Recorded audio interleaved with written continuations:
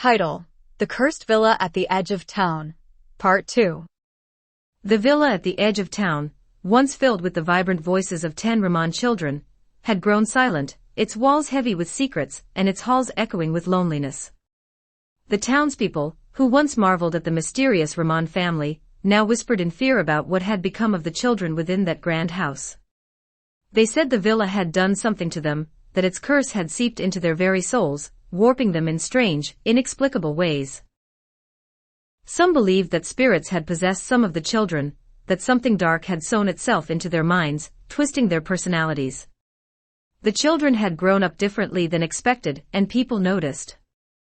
One child, once known for his curiosity, became withdrawn and erratic. He would speak of things that made no sense, his mood swinging from silence to inexplicable anger. He asked bizarre questions at odd times, as if he were speaking to someone no one else could see. His eyes seemed to stare into some unseen distance, his gaze often empty and haunting. Another child, once kind and playful, began to act strangely as well. She would stand for hours in front of mirrors, staring into her reflection, whispering softly to herself. The townspeople said she was speaking to something beyond, perhaps the spirit of a woman who had attached herself to the family. They believed the villa had taken her innocence and replaced it with something far more unsettling. It was said that the children were no longer alone, that the villa's spirits had made them their hosts, changing them in ways that terrified the neighbors. Yet others thought there was a more mundane, if still tragic, explanation. Some of the Rahman children seemed to be struggling with inner demons, quiet battles that they could not share, struggles that the townspeople could not understand. The whispers spread, maybe something was wrong with the Rahman's lineage. The children had moods that the locals called unnatural. They acted differently, spoke differently, and the town could not find compassion for them. They were unwilling to see that these were just children, who, like any others, needed love and support. They were unwilling to see that perhaps the villa itself, or even their own actions, had shaped the children's fate. The town had no understanding that people could simply be different. The Rahman children grew up with a different set of rules, a different view of the world, and a different way of living, things that should have been respected. But the universal truths of empathy and morality were lost on the people of the town, who clung to their ignorance, unwilling to step beyond what they knew. Instead of offering acceptance or help, they chose to distance themselves, to let fear drive them away. Despite it all, some of the Rahman children tried to escape the villa's grasp. They grew up and left the house, seeking love and trying to start new lives. But it was as if something was holding them back.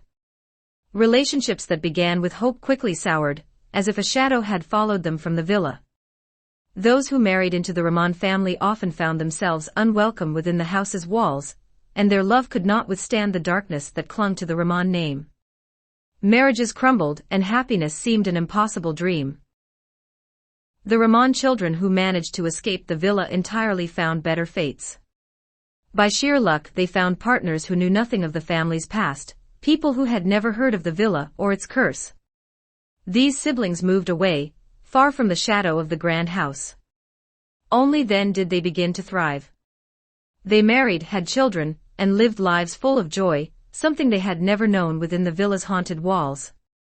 They left behind the wealth, the vast properties, and the burdens of their family's name, realizing that what mattered most was the ability to live freely and love fully. One by one, the Rahman children moved out. Some found freedom and happiness, but others never escaped. Half of them died before their time, their lives snuffed out by the despair that had consumed them. They died without ever knowing love, without ever feeling the warmth of true companionship. Only one of the Rahman children remained behind, a son who could not bring himself to leave. Rumors spread through the town that a female spirit, perhaps the same one that had haunted his sister, had taken hold of him, refusing to let him go. The townspeople said the spirit would not allow anyone else to live in the villa or claim its land. The house remained intact, with one lonely child who grew older living alone, bound to the ghost who called him back whenever he tried to leave. The grandchildren of Abdul and Jahanara Rahman eventually moved far away. Their parents knew that if they stayed, the town would rob them of the chance to live freely, just as they had robbed the Rahman children of their innocence. The cycle of ignorance, hatred, and misunderstanding would continue unless something changed. The people of the town would have to change themselves, each person choosing to step out of the darkness of their own ignorance. No one could force them, it was something they had to do on their own. The truth was simple, you could not awaken someone who chose to remain asleep. And yet, even far from the villa, the Rahman grandchildren felt its pull. They dreamed of it, heard whispers that called them back to the darkened halls where their parents had grown up. It was as if the villa itself was alive, waiting for them, unwilling to let the Rahman lineage escape its grasp. Some said the villa would only ever accept the Rahman bloodline, that the spirits within would only be at peace when all had returned, as if fate itself had bound them to the land forever. The villa still stood grand and mysterious at the edge of town, filled with shadows and memories of those who had lived and died within its walls. The town remained the same as well, trapped in ignorance, unwilling to see the harm they had done. The villa and the town were intertwined, both cursed in their own way, both waiting for a change that might never come. The villa, with its darkened windows and haunted halls, stood as a reminder of the consequences of judgment and fear. And in that house, the last Rahman child lived alone, a tragic testament to the fate that had bound them there. On quiet nights, the laughter of the lost Rahman children echoed through the villa, a question left unanswered, a lament for what could have been.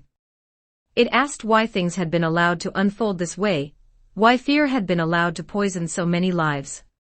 Perhaps it was fate, or perhaps it was simply the choices people made, choices that were left unchallenged, unquestioned. The villa waited, as did the spirits within it. The town, too, waited, though it knew not for what. And perhaps God watched over all of them, the children, the town, and the villa, waiting for the day when someone, somewhere, would have the courage to break the cycle, to bring about the change that had always been within their power. Until that day came, the villa would whisper, and the children of the Rahman lineage would feel its call, a reminder that the past does not easily let go, and that true change can only come from within. The villa and the town were bound together, both cursed in different ways, both waiting for a change that only the townsfolk could bring about. Until then, the villa would wait, whispering to the blood that belonged to it, calling them home to the shadows that still lingered beneath its roof, to the treasure buried deep beneath its soil, and to the fate that had bound them there for eternity. The laughter of the lost children still echoed through the villa on quiet nights, a reminder of what could have been, a question that the town could never truly answer, why. The villa would stand, a dark shape at the edge of their lives, always there to remind them. For every cruel word, every mocking laugh, every judgment that had twisted into something monstrous, they would answer, in this life or the next. They were cursed, not by some treasure or ritual, but by the weight of their own hearts.